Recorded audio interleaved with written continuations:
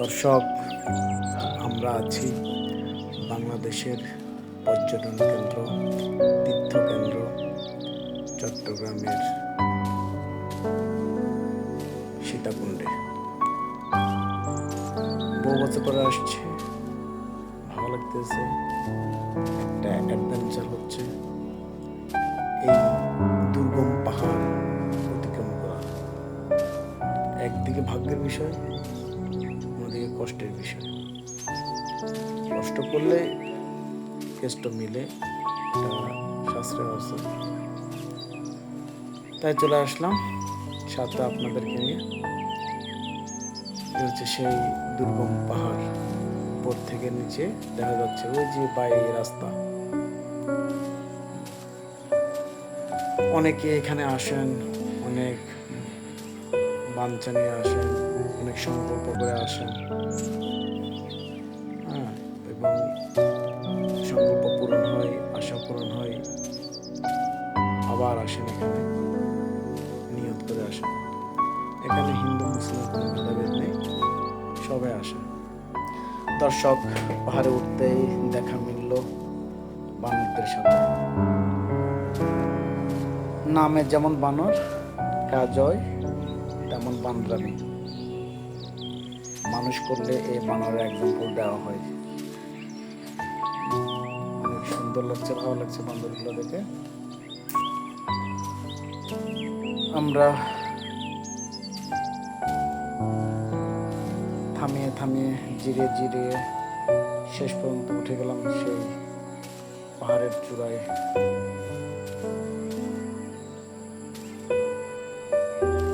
দেখেন বানর কেমন করতে আছে।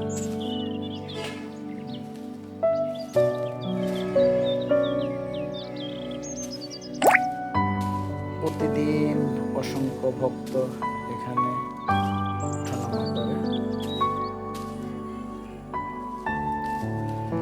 মানুষ কষ্ট করে ওঠে, কিন্তু কষ্টটা লালন করে ওঠে। এত কষ্ট এবং এত বিপজ্জনক রাস্তা যে পরে গেলে কিন্তু শেষ। মিনিমাম তো 10 তলা 20 তলা নিচ্ছে, কিন্তু মানুষ এই পড়ার ভয় করে না। এখানে সবাই উপরার নামে ওঠা শুরু করে। যারা আসেন না তারা আসলে বুঝবেন, আসলে দেখবেন কত দুর্গম। সবাই একটা একটা বাঁশের লাঠি হাতে নিয়ে উঠতে হয়, বাঁশটাকে সম্বল হিসাবে, এটা খুঁটি আর কি। প্রত্যেকের হাতে একটা একটা আছে। এই রাস্তা দিয়ে উঠে আর ডান দিকের রাস্তা দিয়ে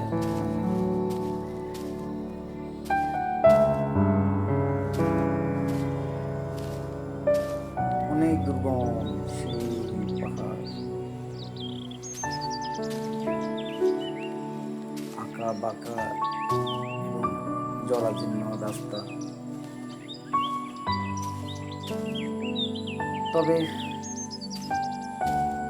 সরকারের কিছু দায়িত্ব নেওয়া উচিত, যেহেতু এখানে লক্ষ লক্ষ ভক্তের সমাগম হয়, হিন্দু মুসলিম কোনো ভেদাভেদ নেই, সেহেতু এখানে রাস্তাগুলো একটু কিছুটা হলেও নির্মাণ করা উচিত। একটা পর্যায়ে